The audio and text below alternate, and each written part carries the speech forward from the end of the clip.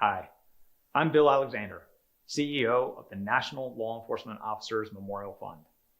I'm pleased to welcome you to today's program, Empowering Futures, Expanding the Police Workforce Through University Engagement, which is sponsored by Target.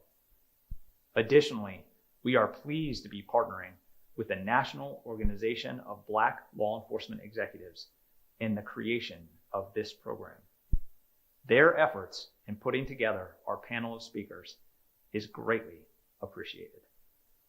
Today, our panelists will be highlighting the vital work of the core Aspire project.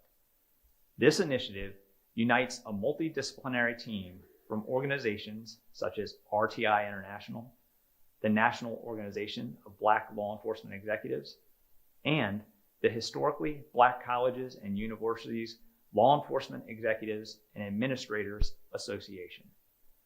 Central to the program is its commitment to enhancing recruiting efforts at historically Black colleges and universities. Today, our panelists will explore the Aspire project's innovative recruitment strategies, mentorship opportunities, and partnerships that support HBCU students in pursuing careers in law enforcement. Before we hand the floor over to our panelists, we will hear brief opening remarks from our sponsor Target and the former Bureau of Justice Assistance Director, Carlton Moore. Hi, I'm Kimberly Sanders, Director of Asset Protection at Target. Today, we celebrate Black History Month, an opportunity to reflect on Black Americans' contributions and honor the rich history and heritage of Black culture. From team member moments of celebration to partnering with Black-owned businesses and creators for our assortment, Target's support of Black History Month is an example of how belonging at the bullseye comes to life, fostering a sense of connection for all team members, all guests, and communities in our aisles and in our supply chain facilities, headquarters, and beyond. For the 10th year in a row, we've created an exclusive Black History Month collection. We're also continuing our tradition of teaming up with the students from the HBCU Design Challenge and featuring 2 of their winning designs among this year's collection. Black History Month promotes cultural awareness and appreciation and encourages us to continue advocating for a world where everyone is treated with dignity and with respect. As a longtime sponsor, Target is humbled to be partnering with the National Law Enforcement Officers Memorial Fund Cultural Programming in 2025. Together, we can build a stronger, more united society. Thank you. My name is Carlton Moore, and I am the former director of the Bureau of Justice Assistance. One of the things I'm most proud of that I was able to be a part of in my time at BJA was the creation of the Aspire program. Aspire is very similar to a program that I started in Ohio. What's so important about this effort is that it focuses on solving and addressing the real issue of challenges in recruiting and retention of qualified law enforcement officers all across the country. It recognizes the reality that far too many people choose their profession without ever considering policing as a possibility for them. Aspire seeks to recruit and retain a force that is reflective of communities all across the nation while addressing the real challenge of recruitment and retention. It also seeks to ensure that communities and police are better able to engage with each other. And community engagement is a hallmark of effective crime reduction. We were able to work with RTI and Noble. RTI is one of the premier research institutions in the country, and we certainly wanted to make sure anything that we did could be tracked and evaluated and improved upon. And Noble, one of the absolute best law enforcement stakeholder organizations in the country. And I'm so pleased to have had the opportunity to work with both of these incredible organizations. I hope that you will take away from this that there's a lot of work that can be done, but that the Aspire program is an important effort in our nation's attempt to address the recruitment and retention challenges. So please enjoy the panel. Good afternoon, and welcome to this powerful and important discussion. As we gather today in celebration of Black history, we stand on the shoulders of giants, visionaries, trailblazers, and leaders who have shaped the course of American history through their unwavering commitment to justice, education, and service. From the heroic sacrifices of the Buffalo Soldiers to the unwavering courage of the first Black police officers who patrolled their communities against incredible odds, African Americans have played a vital role in the evolution of public safety and law enforcement in America. Our historically Black colleges and universities, also known as HBCUs, have long been beacons of excellence, cultivating generations of leaders who have transformed industries and shattered barriers. Today, we continue that tradition by engaging HBCUs as critical partners in addressing the staffing shortages and crises facing law enforcement. We are here to expand the applicant pool by reaching candidates who may not have realized that they were not just welcome, but deeply needed in the world of public service. The role of law enforcement is not merely to enforce laws, but also to build bridges, restore trust, and serve as guardians of our communities. By actively recruiting, training, and mentoring the next generation of Black law enforcement executives and professionals, we are not only strengthening our institutions, but also restoring public confidence in ensuring that our justice system reflects the diversity, wisdom, and strength of the people it serves.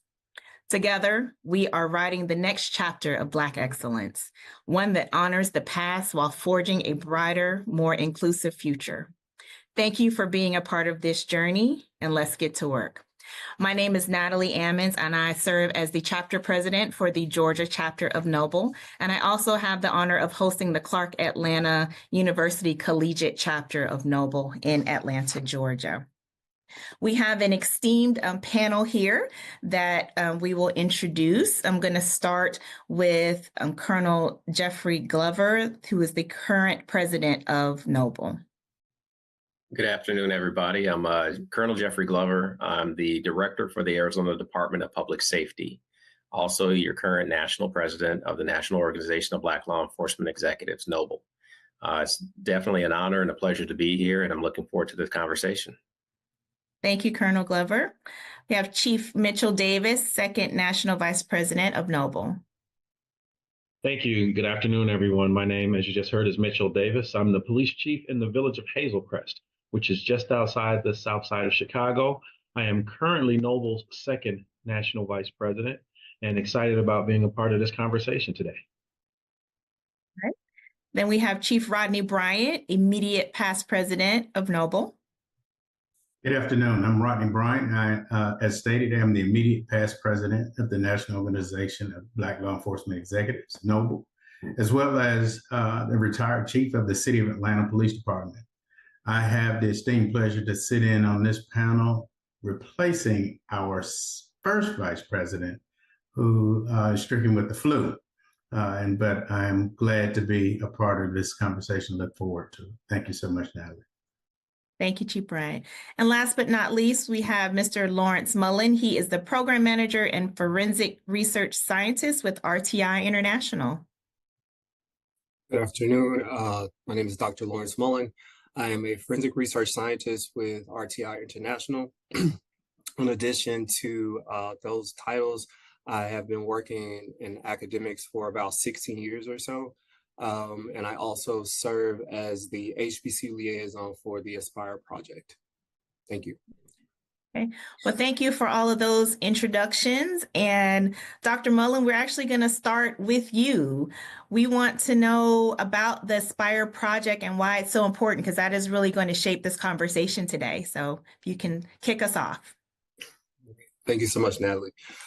So just a little bit more about ASPIRE. First, let's start with the acronym. So ASPIRE is an acronym that stands for Advancing Service-Oriented Policing Through Inclusion, Relationship Building, and Engagement.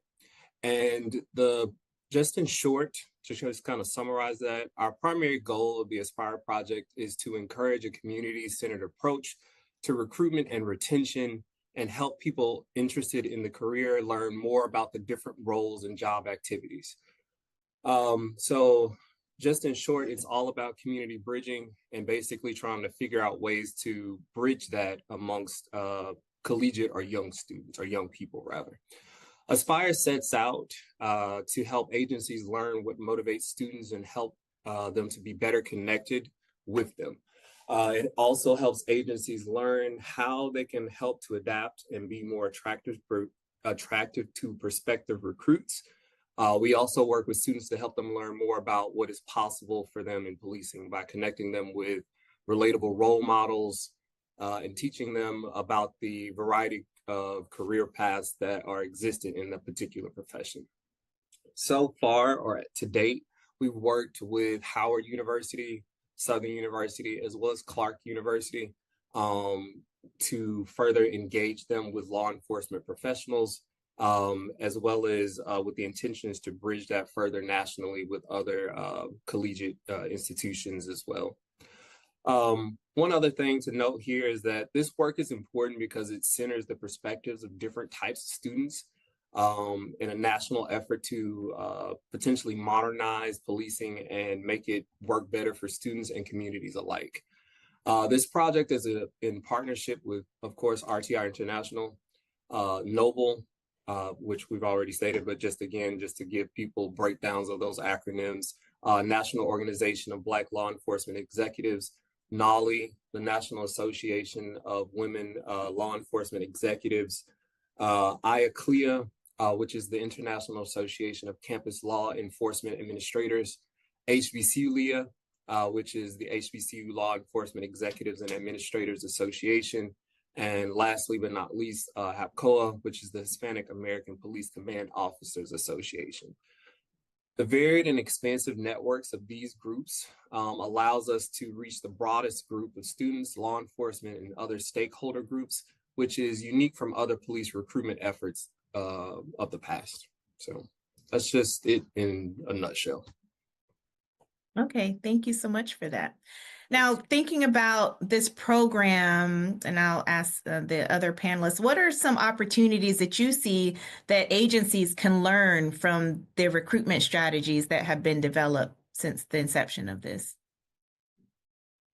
Well, I'll jump in first and answer that question. I believe that the opportunities that it provides for many agencies is that it casts a wider net.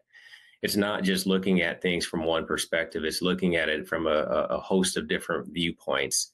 Being able to widen the gaze and widen your net in terms of what you're looking for candidates, qualified individuals, and just being able to actually engage youth that are actually, preparing for their career choices. And I think that we in law enforcement are getting a little bit better on being able to provide a little bit more options as to what that is and what that looks like to be actually in this career field.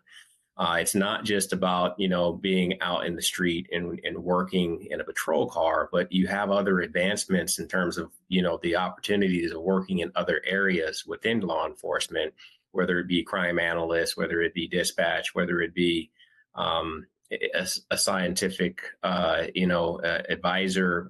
There's other roles depending on the agency, depending on what your agency offers.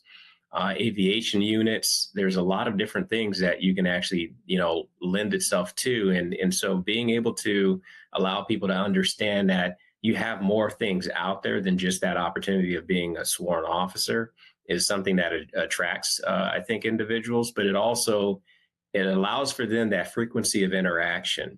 That frequency of interaction of being around officers also helps to sort of provide a little bit of that ambiguity that sometimes is there it sort of drops that, and it allows for people to have that openness to be able to want to understand and see a little bit more about what law enforcement is.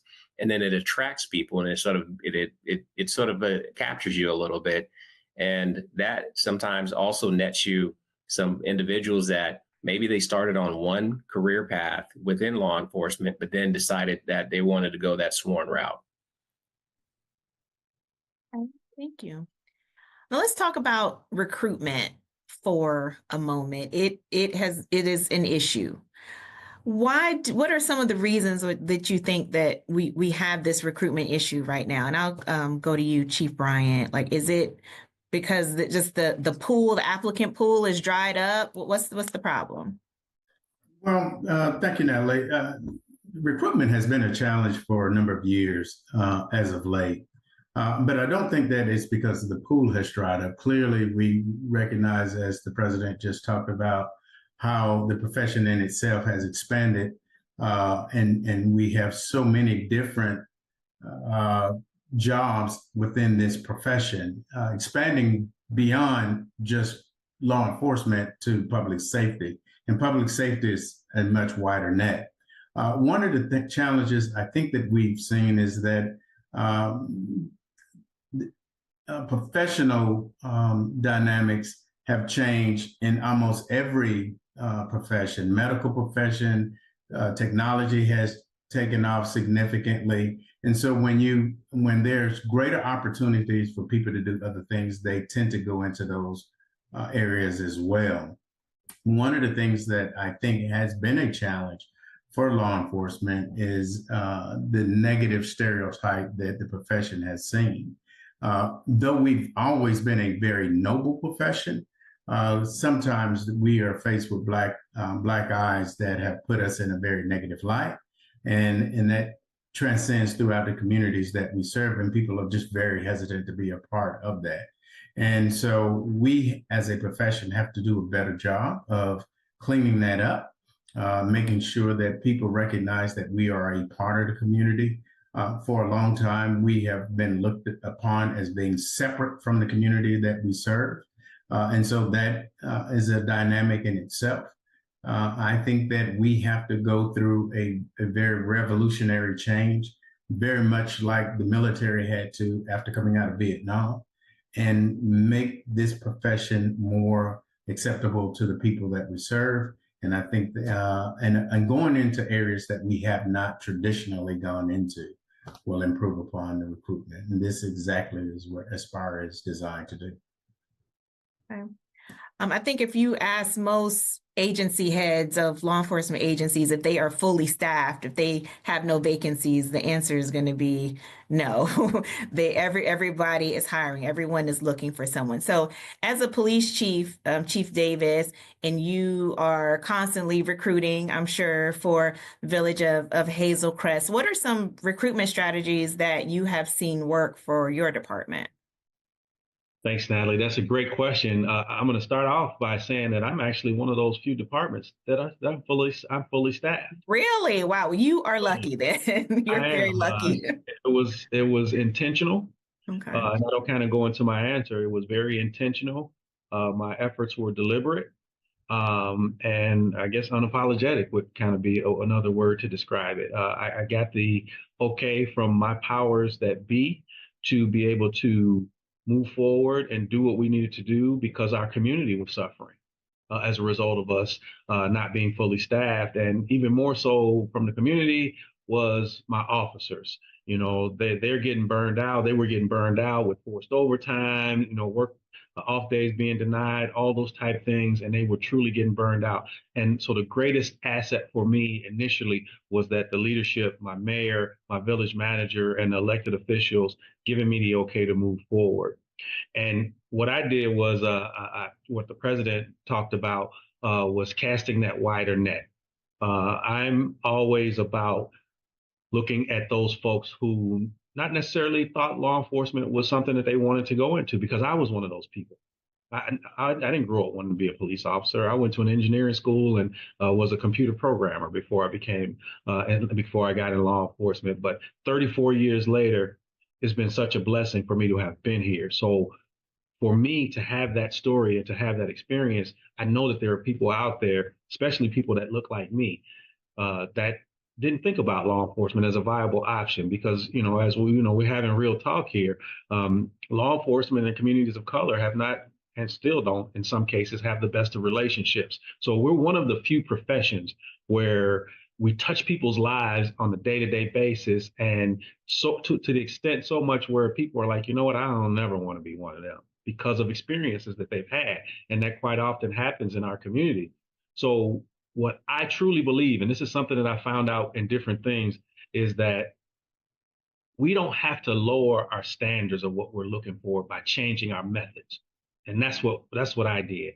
And so what do I mean? I'm looking for people, historically in law enforcement, they want somebody who's been in the military, and there's nothing wrong with being in the military. They want you to be able to fight. They want you to be able to go on a bar and drag 5 people out, all that kind of stuff. That's kind of some of the things that they were looking for. I look for people who can problem solve, who can tap into empathy so that no matter what environment that they're put in, that they can at least try or attempt to relate to those individuals, and who can communicate with people. Those are the things I'm looking for. I can teach you how to shoot. I can teach you how to protect yourself, but those are core values and core things that I need for people to have. And so those are the things that I've been looking at in my recruitment. And I don't look for people necessarily where they are. I look for where they can be. So I got this from teaching a college class. For a couple semesters, I taught a college class in criminal justice, and I saw that there were people at varying levels of competency and of education. But I also found out that a lot of it wasn't based on them. It was based upon where they came from. They might have gone to a high school that didn't provide certain things. They might not have had access to certain things that would have allowed them to be at levels than other people, but they were still intelligent individuals. So I look for people who have the capacity, that given the opportunity, that's where it comes in from leadership, that we as professionals can get them where we need them to be constructive members of our profession.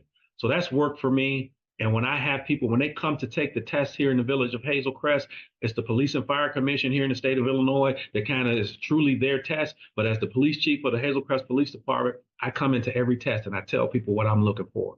I'm looking for officers who want to be a part of this community. I don't want people coming here just to get a paycheck. If you're coming here just because you want to lock a bunch of people up, I'm not looking for you.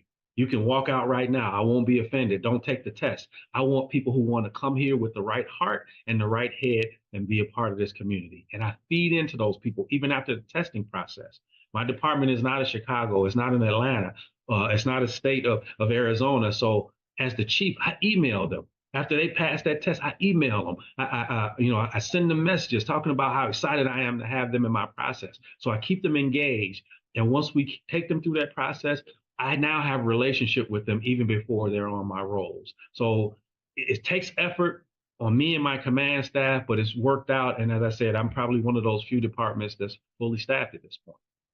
Well, congratulations for sure. You are the best person to take advice from on those strategies. So I know that everybody's previously taking notes about what you're doing. So congratulations once again. I want to add something to what he just said, because he said something that was critically important when it comes to the onboarding of the candidates that you have coming in, is socialization. It's how they are socialized. And when they are coming in, are they coming in feeling like they're welcomed and valued? Are they coming in feeling like they're a part of a family?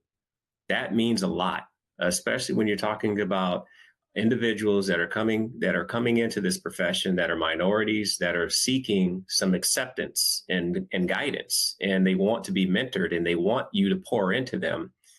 If you're not doing that, if you're not creating that family environment, if you're not creating that social acceptance, and you're just basically sort of allowing for individuals to shape and mold them without the leader really touching them in some sort of way, that can be very catastrophic. And then that's where you sort of get some downfalls that can end up happening. And so that socialization of bringing people in the right way, that matters. That really counts.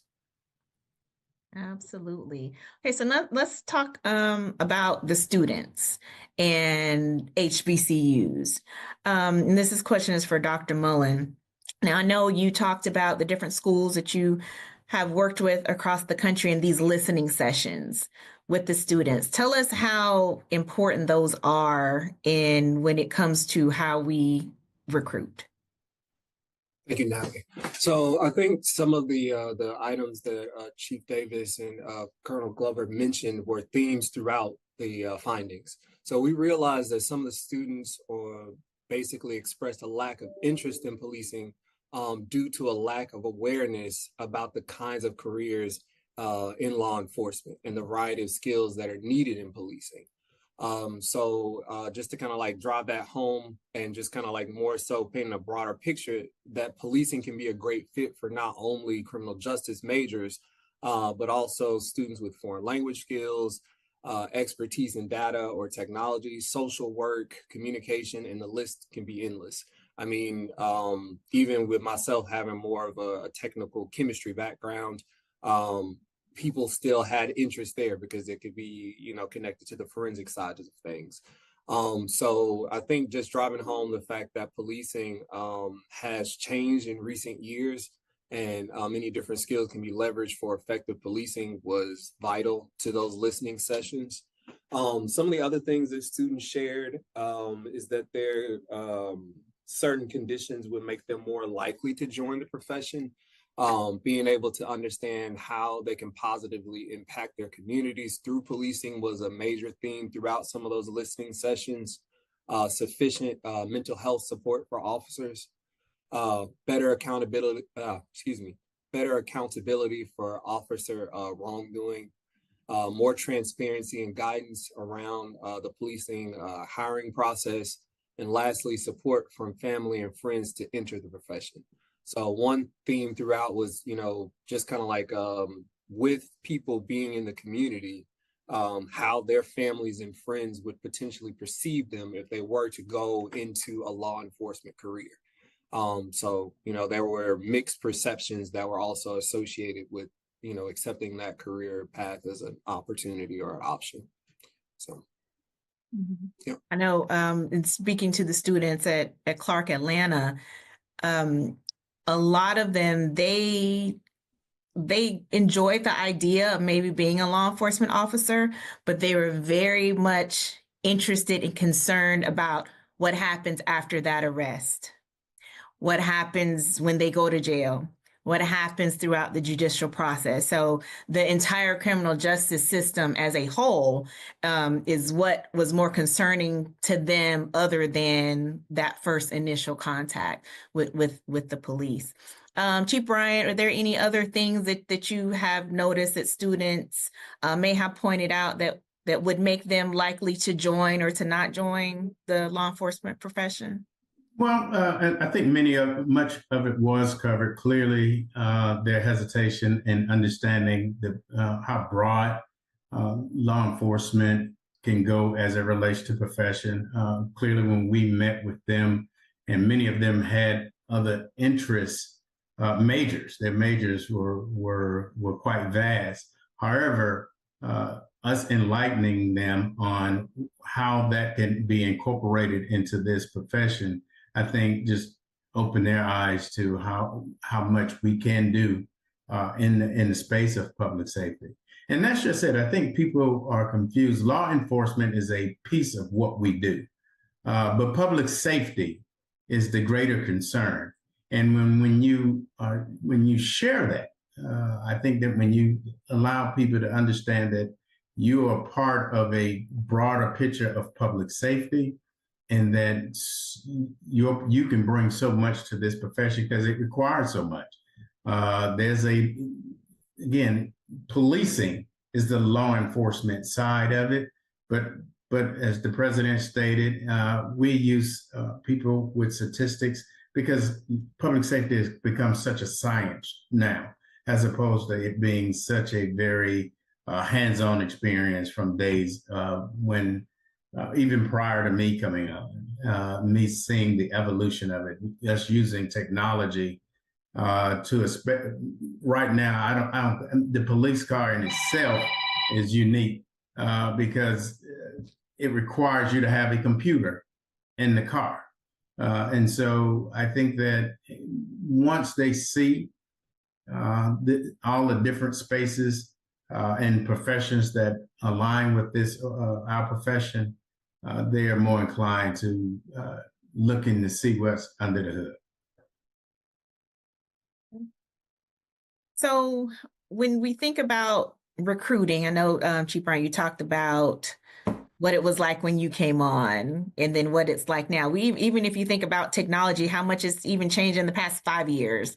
And then when you think about the types of students that are in school now that are coming out, and just technology, the generations are getting shorter and shorter because, everything is just moving so fast. How has recruitment changed since then? Is it good? Is it bad? I'll go to Colonel Glover for that. The evolution of recruitment. Yeah, I think the evolution of recruitment is different. It started off for me where you would see where it was, you would see an ad that was put out, newspaper, that's not the case anymore. Now everything is digital. Things are a lot different here in the digital age, in the digital world that we're living in, and that's how everybody takes their information. And so you've got to adjust to the way that people want to receive the information. You would wait, to see what was in the paper and what time, a recruitment was taking place and things of that nature if you wanted to actually go down and take the test. To be a law enforcement, officer or any of the positions. And so now we have to be a little bit more innovative and creative in order to attract people to the profession because there's so much out there, especially on the technology front. But then it's about allowing for the time and opportunity and space of being able to get to the younger generation when they're in high school and starting up STEM programs with your department, starting up different things that's going to really expose them to the opportunities of understanding that there's a lot of technology that drives policing and that you can be a part of that in different ways. In my agency, I've got a whole IT department, and I've had some folks that started in that arena of going into the IT portion of it, starting off with coding or software engineering, and now they're state troopers. And so there's different ways of being able to bring people to the table, but you have to find out what exactly it is that's going to attract them, because those days of pulling open the Arizona Republic and getting that newspaper to see when the job opening is that we're long past that. Right. Most likely now it's if they get a ad on Instagram now, right? that digital marketing. Right. Yeah, digital marketing. Yeah, it's all clicks.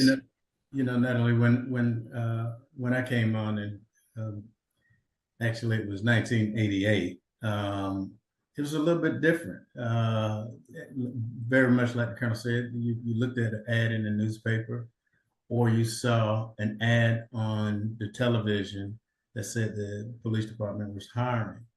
And recruitment was a little bit different as well, because recruitment was trying to attract people who were aligned with the military style, as Chief Davis talked about earlier. That was your go-to, was the military bases. And you show the video. When we went to videos, we started showing the dynamics of what law enforcement did. And that's the SWAT team and car chases and shooting on the range to attract people to this profession. But as we evolved, we realized that there was so much more that we did, to include going out to the community, our having involvement with the community and children, and the other things that we do, utilizing technology, finding missing people in the wilderness. Those were things that we had to begin to highlight. Our E911 system, we bring in so many people who start there at E911 and decide that they want to be police officers, very much like the Colonel's pipeline into his organization. And so once you start to expand that, just so people could see something different other than the dynamics, which is typically less than 5% of what law enforcement officers did, we start showing the truth. And I think it opened up how we recruited people and us getting better applicants into the pool. I'd like to also say that, Natalie, if I could real quick, that even from a process standpoint, fundamentally the process has been the same, but I found out about law enforcement at a minority job fair at DePaul University. Once again, I was a computer programmer, and they downsized. I had just lost my job and I needed a job.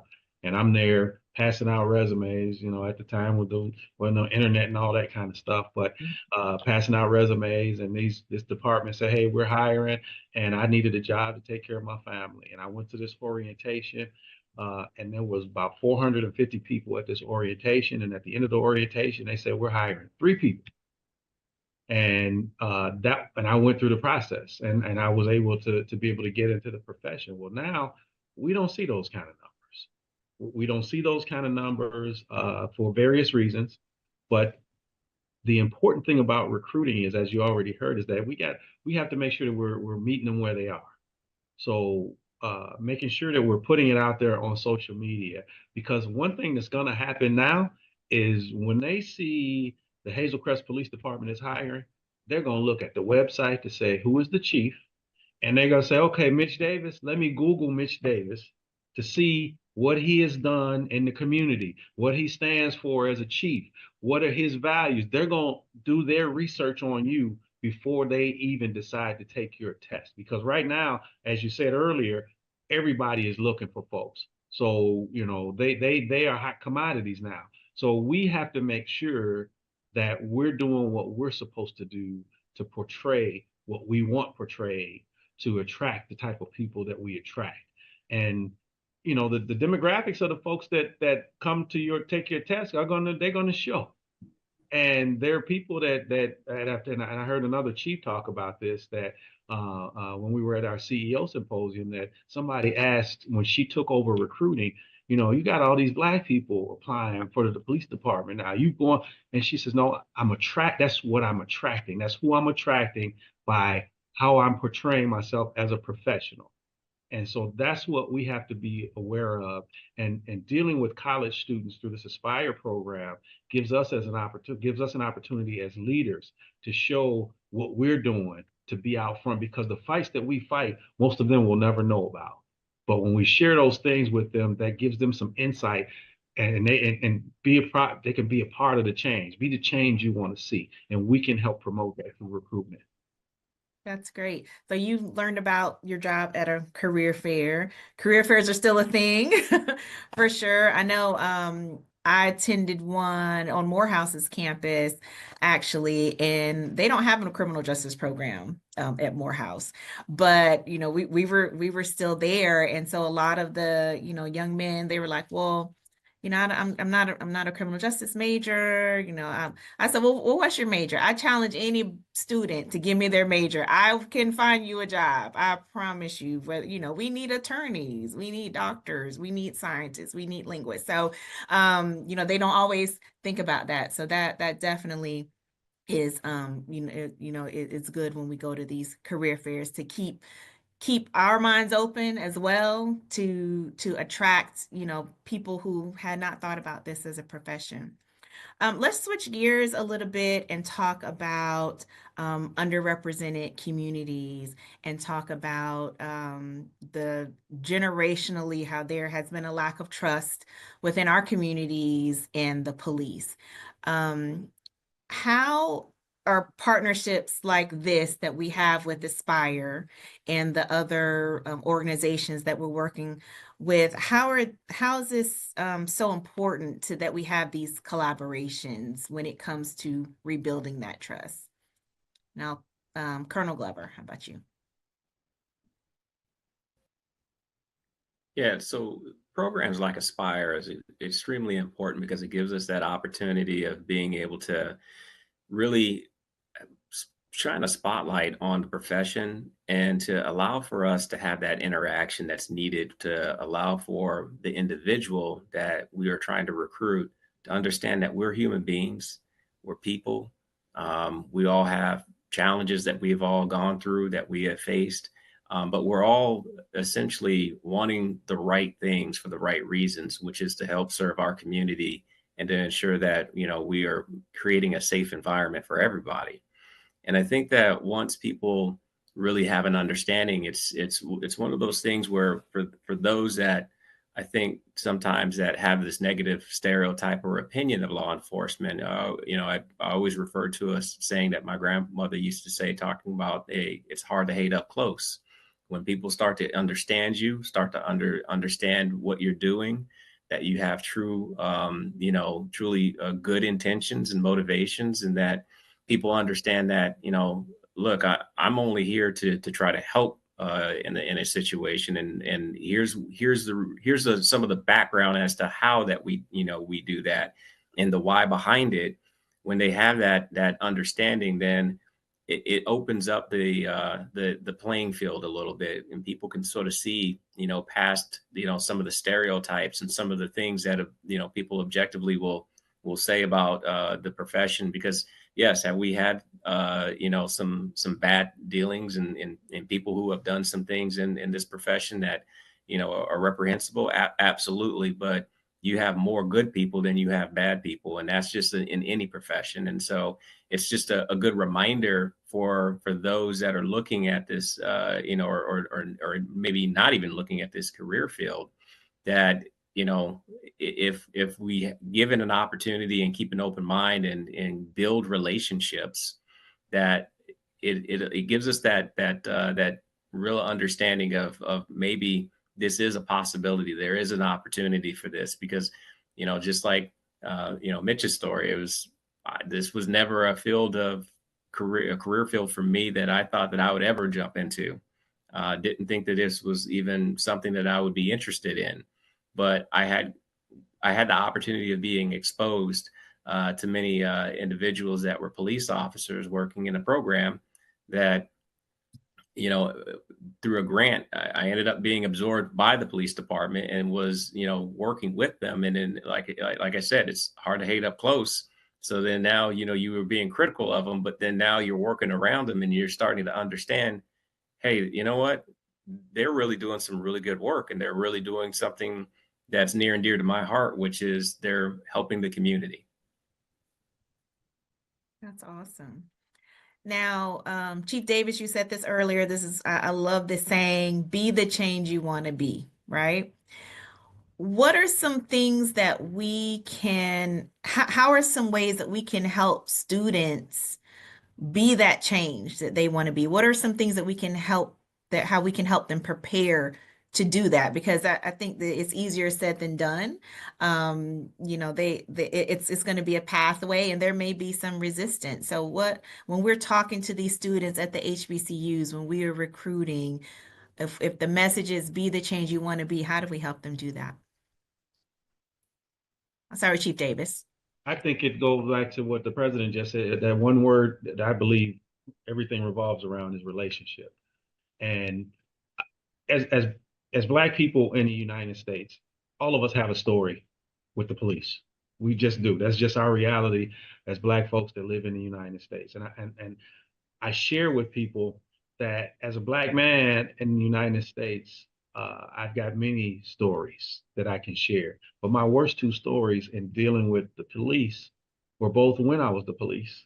And in both instances, they knew I was the police. And they still, matter of fact, one of the two times I was a chief, and they knew I was a chief, and they told me I didn't care. They used those abuses of power on everyone, at that small percentage. And when we develop relationships with these young people and we share these, we now have friendship and we have relationship, and we share with them that, hey, I've experienced some of the same things that you experienced. And now they see us as those human beings, as you heard Chief Bryant talk about. They see us as those human beings, and we're able to bond with them. And now they see that, well, you're a chief, you've done this, you've done that, you've been blessed with this, you've been blessed with that, but it has not been without struggle, and there still is struggle. And that's when we enlist them to hey, we need you all to follow us. And I believe it was Chief Bryant during an executive board meeting at the conference when he was president, talked about one of the civil rights activists that lives in Atlanta came to a Noble meeting, was talking about how it's folks now are needed more than ever to fight the fight, to not give up the things that have been the strides that have been made for folks. And so we have to use our relationships, because all of us have family members, we got friends that we get around them and they talk trash about the police and all this, but then they say, no, but not you, and there are people, not, family and friends, no, but not you, you're not one of them. Well, we have to make sure that they know that not one of them is most of us. The ones you're talking about are in the minority. And the way that we get that message across, once again, is through developing relationships with young people and being able to know that you're sincere in what you say and do. Absolutely. As we will celebrate the 50th anniversary of Noble next year, the leadership in law enforcement in America has changed in the past 50 years, but the exact reasons why the organization was created, a lot of those things we are still dealing with today, very much so, and we still very much so need this organization. Let's talk more about the students, and how about mentoring and internships? Does Colonel Glover, does your agency have internships that it offers to students, and how do these programs play a part when it comes to recruiting for students? Yeah, so thank you, Natalie. The internship programs that we have several. Right now, I believe we have over 45 interns currently within our agency, working in different capacities. Some of them are working in technology in our IT department. We have some that are working, in our records department. We've tried to create a pipeline so that way, when we are exposing them early on, and what we're doing is that exposure comes through various means. Some of it is us going out to the different high school campuses and putting on different, technology shows, or talking about a little bit about what we do as an agency, and getting them interested in wanting to actually come on and do an internship as they start their college semester.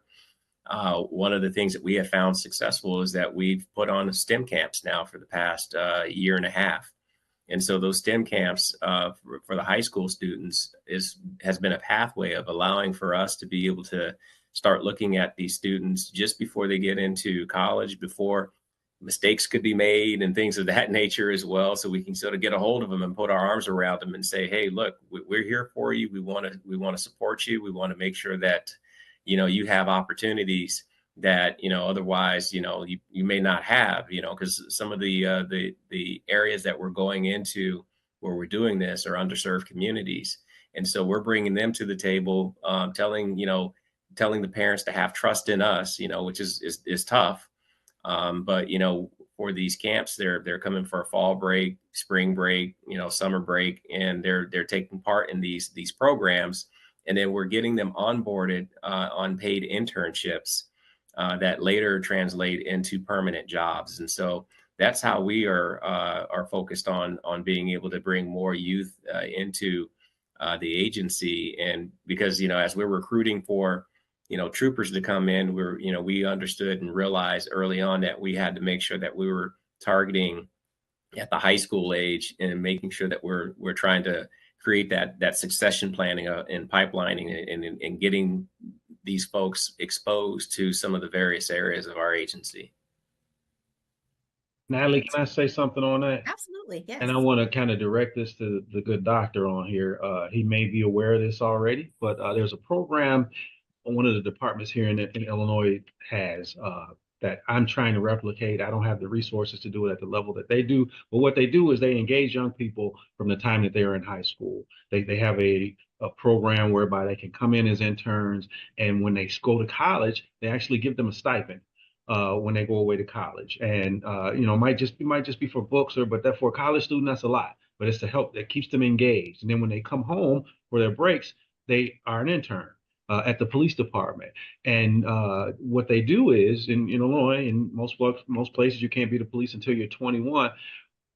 If they so choose to apply at that police department, so there's a couple things that are already in place. They got relationship. They've been there for some years as an intern. They may not start in high school, but for this program, if you've done at least a few years prior to becoming 21, now you've got relationship. You know the department knows you. The fact that they've kept you on means that they know you. And if you apply at that department, you pass the test. As long as you pass that test, if you've been in that program, you automatically get put at the top of that list. So you've got skin in the game. And the department is invested in you. You've invested time in the department. And so you've got that, once again, that relationship exists. And now you've got somebody that's just walking into your department that you already have that fundamental relationship with. And part of that process, the colonel just mentioned it a moment ago, talking about mistakes. And this is where we as leaders have to come into play. Some leaders in Noble actually helped me with this. Early on, I've been a chief for 16 years, but this is my third department being a police chief. When I first got here, we were in the process of hiring a group of people. And the company that did our psychological examinations, the examiner contacted me and says, Chief, I'm just giving you a heads up. I'm going to send you the formal report, but we're going to fail this applicant that you all sent us. And it was a young African-American girl. And I'm like, okay, well, what are you failing her for? He says, well, she's too prissy. And I'm waiting on him to say something else. And he's like, well, she's too prissy. She wouldn't be able to handle herself on the streets. She couldn't fight her way out of a paper bag if she needed to. And they denied her and failed her on her psychological examination. Excuse me. So I contacted the owner of the company, and he says, yeah, that's what the examiner said. Well, I'm new. I had just gotten here, didn't follow up on it. It really bothered me that young lady missed out on having an opportunity here based upon that evaluation of her. And I was talking to some Noble chiefs, and they said, well, Mitch, just fire the company. Get another company. I hadn't thought of that. So I didn't just hire another company. I interviewed other companies to share with them what I'm looking for. And what pushed me to that was I got another call from that same examiner about another applicant. And he says, Chief, I'm going to be denying this guy moving forward. He's a nerd. He was a biology major in college. He was in the marching band. And that phrase again, he couldn't fight his way out of a paper bag if he had to. So I'm denying him. Well, what did I tell you guys I was before I became the police? I was a computer programmer. I was the drum major for the marching band in high school. I was that nerd that he was talking about. And it just hit home what those Noble chiefs told me that, you know what? I could have been knocked out of this opportunity, having the same opportunity because of somebody having that stereotype and those blinders on. So I fired that company. I interviewed, instead of just getting another company, I interviewed them and told them what I don't need you telling me if somebody can fight. I told you the things earlier that I'm looking for. I need you to tell me if people have psychological problems, if they've got biases and things like that I need to know about. That's what I need to hear from you. Not if somebody can fight. And I got rid of that company, and we're partners with the company now that we've actually taken it beyond them just helping me out here, that we're trying to bring a paradigm shift in how we evaluate people in this hiring process. So that's on us as leaders, because how many people have lost jobs or have lost opportunities? And that company still exists. And a lot of police departments still use that company that I got rid of. But that's where we come into play. And it's our responsibility to fight the fight for those people that can't fight it for themselves.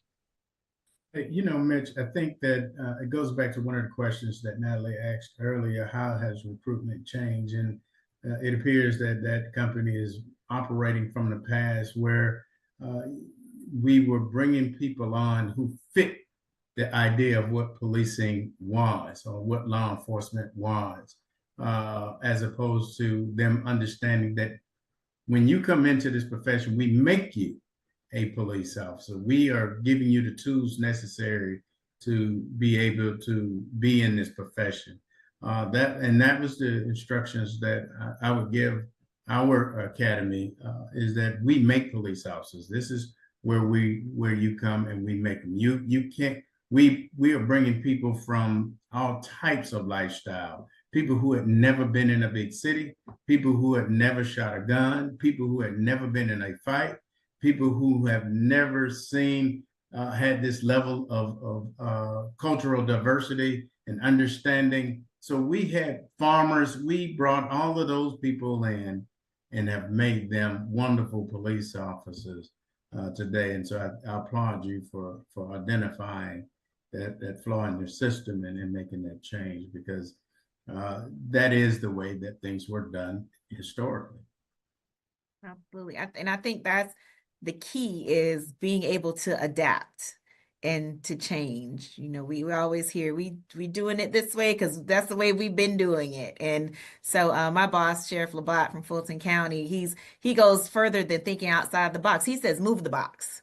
So when, you know, we're in command staff meetings and we don't have problems, we have opportunities, we move the box. And that, I think, just having a progressive, forward thinking, way, and when you're dealing with this new generation, it is so critical.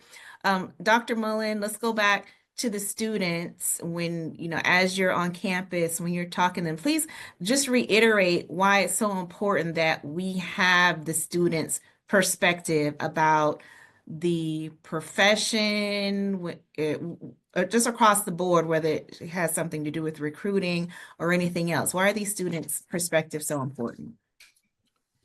Honestly, I think, and thanks again, Natalie, for that question. I honestly feel like you all have touched on it in multiple facets. It's the visibility factor. It's the notion that, policing does look, considerably different than it did, years or decades past. So knowing that, there's an opportunity for the student that may not necessarily be the top fighter or something like that, to actually have an opportunity in this particular space and actually can flourish in it. So like Chief Davis mentioned, just knowing that there are opportunities out there and that there are advancements, and that it also can look different for different people. So just knowing that as a student, I can come in from a different background and have the same opportunities as everyone else, and knowing that those opportunities actually exist. And I feel like the talking sessions that we had really hit home on that. So students just really weren't necessarily aware of what those opportunities actually looked like. And so having the exposure to, people on this panel and the organizations that you all represent has been, monumental. Just for them to know that, oh, I didn't know that I could go this path, or I could go this route to get to where this particular job opportunity could take me. So I really feel like it really is a communicative aspect, just being able to know and actually sit there and talk with, law enforcement executives or people of that nature, just to get a better, high point view of what that looks like, as well as just knowing that there is diversity, in the actual field of law enforcement, that there are multitudes of career pathways and trajectories that people can go on. So using the computer engineering background or the biology background or whatever the case may be, and knowing that that can actually, solidify, longevity in a career, and knowing that it could be something that could be beneficial and helpful to your community. Absolutely. Yeah, they're very interested in that. We had the Delaware State University Collegiate Chapter of Noble. They came down to Atlanta and had a visit with our Clark Atlanta Collegiate Chapter, and it was over the course of a weekend. And we had set up where they went to Atlanta Police Department, and we had people from the gang unit come in, and narcotics, and all these different investigations, but they were young Black detectives. And the students were later on, they're like, what? They look like them, they talk like them. And so coming from Delaware, they said they had never seen that before. Like they didn't know that. I guess maybe they saw it on television, but they had never seen it in real life. And so, I think we take it for granted being here in Atlanta, like that's the norm for us, but it made such an impact on them. Just the officers that we chose to talk to them made such an impact on them that they said, when we graduate, we're coming back to Atlanta to work. But, it's just humanizing it, making it personal. It's not us against them. Like, we get stopped by the police. We like to go out. We go to concerts. We like to have fun too. And this, but we're also serving our community. So I think that that's one of the main things, if we can push as we especially in Noble. I know Chief Bryant, he's very big, and I'm sure the other presidents and upcoming presidents as well, about developing the associate members, and developing the line officers, the future leaders. This is Black History Month. Like we are a part of Black history right now, and what we're trying to do in developing these leaders for when we when we finally retire and give it up and turn it over. So it's just so important and critical to what we're doing now. Going back to the historical issues of distrust in the community. If we can just talk about that one more time and think about how working with this project and the collaborations, what are some things that we can do to foster an even greater relationship when it comes to building confidence in the communities. Because a lot, I've been to community meetings before, and they have a problem with departments may be recruiting people from out of state. People are coming from Ohio, they're coming from New York. They're not from Atlanta. They don't know Atlanta. They don't know these communities. So, you're bringing people in from outside. So how can this project help just kind of increase that trust building? I'll throw that out there. I'll start off. So Chief Davis said something earlier, and he said that we all had relatable stories. And so when you have something that people can relate to and have an understanding, that is attractive in itself. It is so, as I was looking at this screen and I reflect on us having our conferences, and typically there's a night where people wear their HBCU colors or their Divine Nine colors or whatever the case may be. But the uniqueness is that we are all from someplace. We are all part of the community. Our current president, it just blows my mind with his very calm demeanor. And when you hear, he said, "Well, I'm from Compton," and you're like, "But you're so calm. You have that mindset." But he lets you know that I'm from the community, and now I'm in this profession because we wanted to be of that change. And I think that what it also allows us to do is there's power in change. Historically, there has always been this paradigm between those people who think there should be representation within law enforcement of the community and those that don't want us there. And it from historically, those have been arguments. But I think that when you have a Colonel Glover, when you have a Chief Davis who can change policies and affect change, regardless of what anyone else says, when the community is telling you we need to see this change, these are people that they can go to and immediately affect that change because they come from that community. And we're all tied together. We really have, regardless of where you're from, be it Atlanta or Chicago or Compton, we all have things that we can relate that ties us together, that a uniqueness that we can share. And that's what brings us to Noble. is that familiarity that we have, regardless of what agencies we may come from. And I think when we come together, have our meetings, and go back to our individual community, we go back better people and better listeners to the communities that we serve, and giving them a better product to help them along the way. So this program allows us to go into areas, into a pool that we recognize that can be beneficial to this profession, but also beneficial to the communities that we serve. Right. The HBCUs, it has a vast majority of qualified candidates that we can tap into.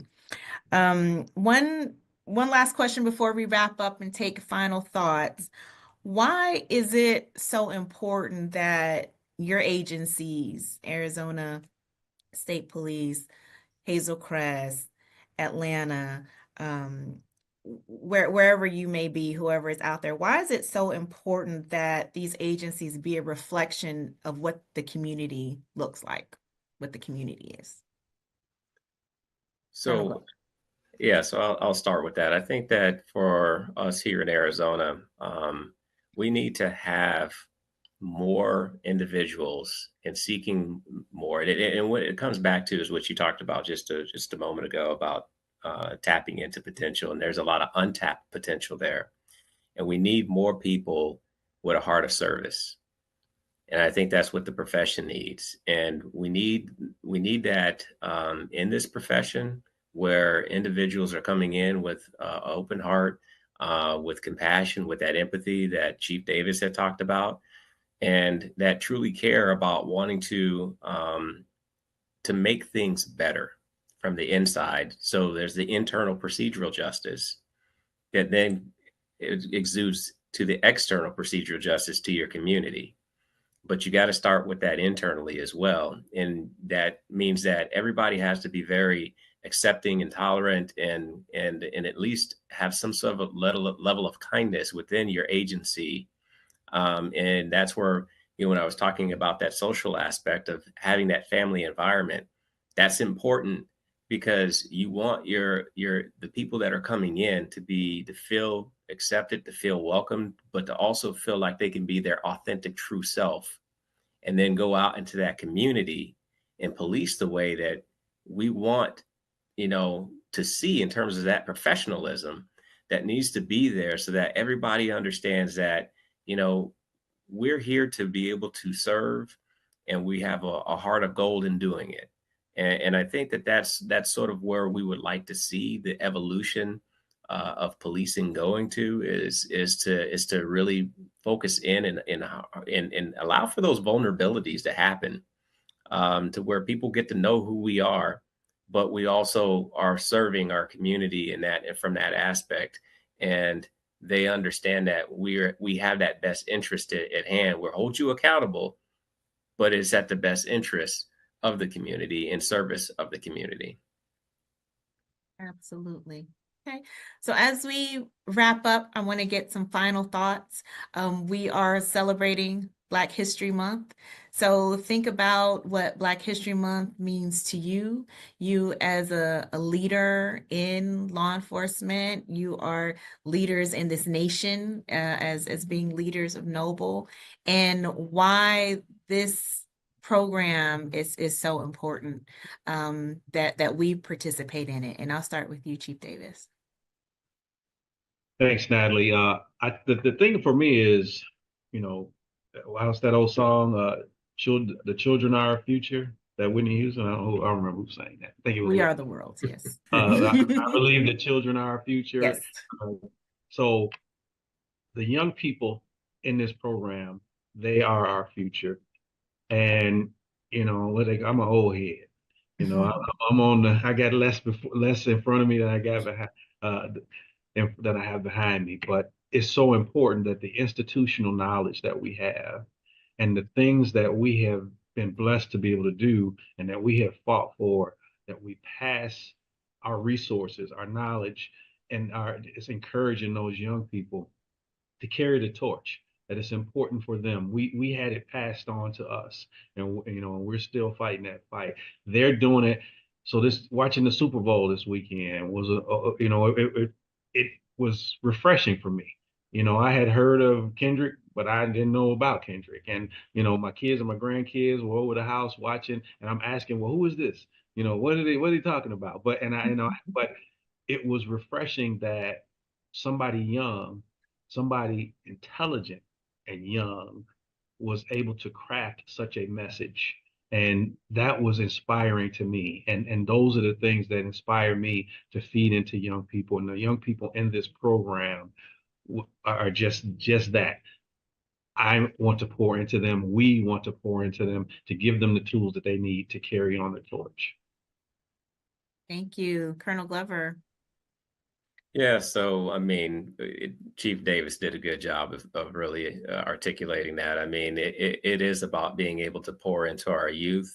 That's what programs like this is about. It's about being able to impart that knowledge, because we stood on the shoulders of giants. There was people that helped us along in our career as we came along, especially within Noble, that we looked up to, that poured and fed us and nourished us and put arms around us, to make sure that we were, successful in doing what we do. And you had talked about earlier about more programming and everything for associate members. And when I started in Noble, I was an associate member, and I had so many people that saw something in me that I didn't even see, that invested in me and poured into me, that eventually it became the first Black chief of police in Tempe, Arizona in 125 years. Now I'm the first Black state director in the state of Arizona ever. And so those are things that I think that sometimes when young people can see where we are going and what we've accomplished, and understand that there is a pathway, there's an opportunity that's there. It opens people's eyes and it broadens their horizons, and it allows them to want to do more. And I hope, definitely exceed and move past us, because that's the goal. The goal is that we always want to see people, and when you're mentoring people, you want to see them do better than you have. Hey, Bryant. Yeah, I just to round out what Chief Davis and Colonel Glover, the president, talked about. We do stand on the shoulders of giants, and they sacrifice so much with the understanding of what the future could hold. And we are the future that they fought for. And now we have to recognize that there's even a greater future for the people coming behind us. And we cannot drop that mantle. As Chief Davis stated, it was, I had the opportunity to have Andy Young. It was Andy Young who said he feared that we may lose what has been fought for. And so we have to recognize that there's so much more that needs to be done. And we have to continue to pour into those coming behind us, pour into those internships, pour into those up and coming leaders, so that they understand how vital their presence will be for tomorrow's generation, for my grandkids, for our great grandkids, that there's always representation, and that there's always a path for us to continue to grow. Dr. Mullen. I rounding this out and just kind of like, I guess, concluding, I'm obviously not a law enforcement executive. I have a background that's more, scientific or more science-based. I think the perspective for me is that, the common thing that we mentioned here in this platform is that, being that change or trying to elicit that change that you want to see. And, I have a 6-year-old son. And so, one of the things that really sparked my interest in, associating or attaching myself to this particular project is that I wanted to figure out ways to make the world better for him, not just in science, but just socially as well.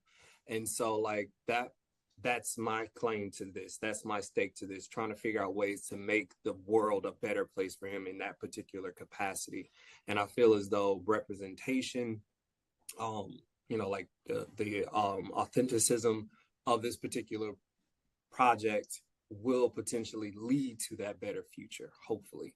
And so like, I feel as though as long as I could kind of like, reach my hand into it as much as I possibly can, and as well as the association with working with students for a number of years and kind of seeing their perspective and trying to like help to shape that narrative. That's why projects and programs like this are so imperative and so important. Thank you. So Black History Month, this is a time for us to celebrate the contributions and achievements of African Americans just throughout history. But the reality is we are still making history every single day.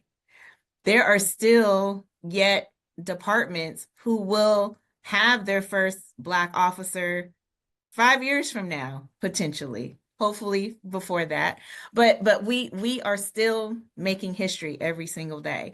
And so, as we go forth and we really engage with these HBCUs, we see the potential in them. And I think the most important thing is that we listen to them. We need to really take to heart what they are telling us. As much as we teach them what we know, but we really need to listen, because this upcoming generation, I mean, and it's going to be different in, maybe by the end of next year. Who knows what the next, new technology with AI now, people really don't even have to think anymore. You just kind of put something in Chat GPT and it spits out, a whole paper. So, we just gonna have to go with and adapt with with these ever-changing times. And so with Black History Month, I think it's just so important that we all celebrate everyone's achievements. Everyone has a story, and not only this month, but every single day, but especially during February. So I want to thank all of you, Chief Davis, Colonel Glover, Chief Bryant, and Dr. Mullen, for spending this time here today with us while we round this out. So thank you so much. Thank you to Chief Renee Hall for leading today's discussion. And thank you to our panelists for taking the time to discuss the Aspire project in depth for our audience today. I would also like to thank Chief Rodney Bryant and Carlton Moore for contributing opening remarks to set up tonight's very poignant discussion. Finally, I would like to once again extend my thanks to Noble for their partnership in creating this program, and to our sponsor, Target. The National Law Enforcement Museum is committed to telling the stories of American law enforcement. With your support, we are able to create programs like this that help us bring these very important stories to light. To our viewers, thank you for joining us today. And if you happen to find yourself in Washington, D.C., we hope that you will pay us a visit. Until next time, thank you and stay safe.